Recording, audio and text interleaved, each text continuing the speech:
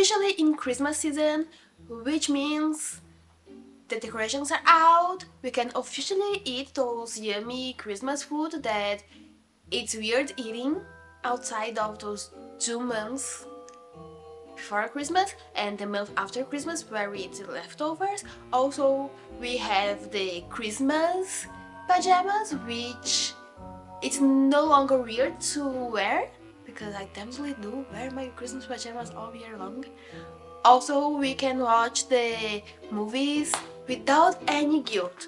So, let's also read the Christmas books, why not? Personally, I'm not that much into reading Christmas books for some reason, and it's not that I don't like them, it's just that I don't find myself reading Christmas books. I think I read only one so far.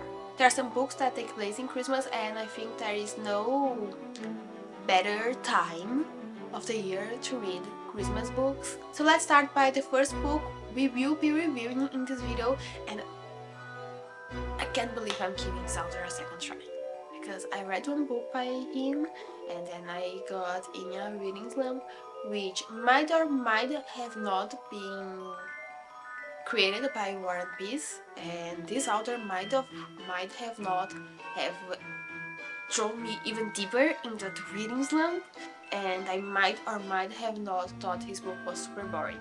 But no, this is, I would say, one of the ultimate Christmas book classics, and it is A Christmas Carol by Charles Dickens. Am I excited to read this book?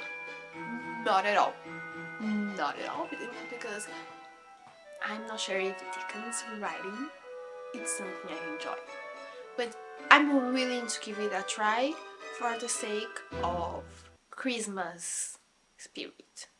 Also, if this book puts me in a reading slump, I have some other books in my TBR that might help me get out of it. So I finished reading A Christmas Carol by Charles Dickens, and to be completely honest, I don't think Charles Dickens is the author for me. At the beginning of the book, I really wasn't enjoying the story simply because I don't enjoy Dickens' writing style. It's just not something I vibe with. But around midway through chapter 2, I started enjoying a little bit more the story. It is cute, it's very Christmassy, it has a nice message behind it.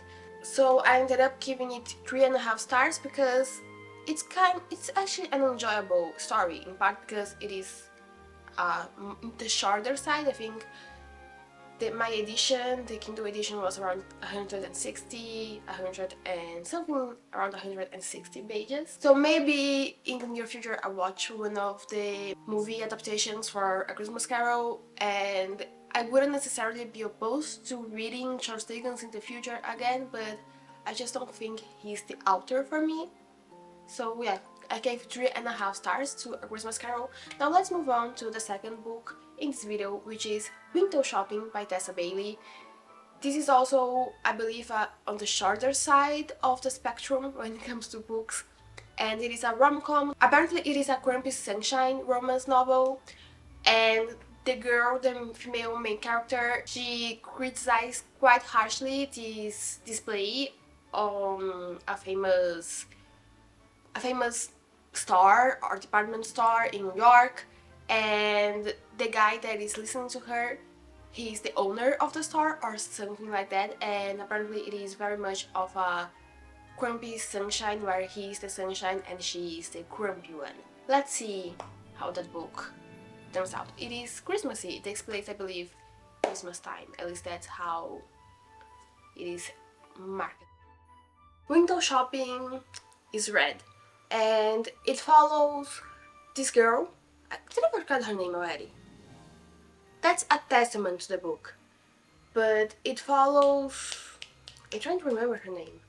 Window Shopping follows Stella. She is 20-something and she just got out of prison, and for some reason she's walking around Fifth Avenue and she stops in front of this hideous display at a fancy department store, and some guy asks her what she thinks, and she tells him her unfiltered thoughts, her unfiltered opinions about this hideous display. And the guy is there being all jolly, all happy and sunshiny, telling stories about his Aunt Edna. Turns out the guy is called Aiden. He's the general manager slash main. He holds the majority stake at the store, and he ends up hiring her so she can redo the window because apparently he likes her, and she gave him a pitch about what she thought could work in this window, and he liked it. If you want a fast-paced Christmas romance that is almost insta-lovey, you might enjoy this. If you have a kink for bow ties, you might enjoy it. For me personally, I'm not the biggest fan of insta-lovey stories or necessary stories that takes place specifically during Christmas time. Also, I don't have a kink for bow ties.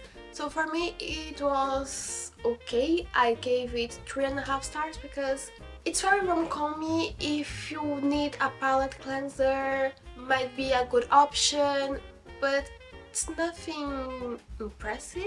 I think this is one of those novels that could have been better if it had a little bit more pages and a little bit more time to develop. I don't think I told you about the third book I was reading for this video, so let me present to you. The third book I read for this video was The Deal of a Lifetime by Fredrik Backman. Fredrik Backman is the Swedish best-selling author of A Man Called Ove and Anxious People. I haven't read any of those two books yet, but The Deal of a Lifetime seemed like a cute story, It's not exactly a Christmas story, but it takes place during Christmas, and apparently, according to the book, he wrote it the day or the day after Christmas 2016. The Deal of a Lifetime is about a father and a son seeing each other for the first time after many years. They have an estranged relationship, and basically when they meet it's already too late because the father is about to do something that will change their lives forever. And it talks about grief or things you do for a loved one. So the father has cancer, and while he is in the hospital doing his treatment, he meets this very courageous little girl who also has the disease, and they start to befriend each other. And as we follow the father befriending this little girl, we start to learn more about him. And one day he's driving around and he receives the chance to do something that can change this little girl's life forever. And the story is basically about that.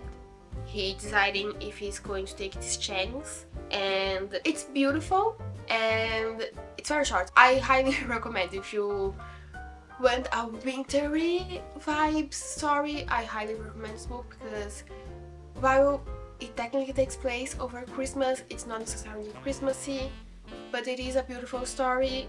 It is very short, so it's fast to read. Also the book, it has these beautiful little illustrations. I bought the book on Kindle and I felt the need to read this book on my phone just so I could see the illustrations because they were just so cute.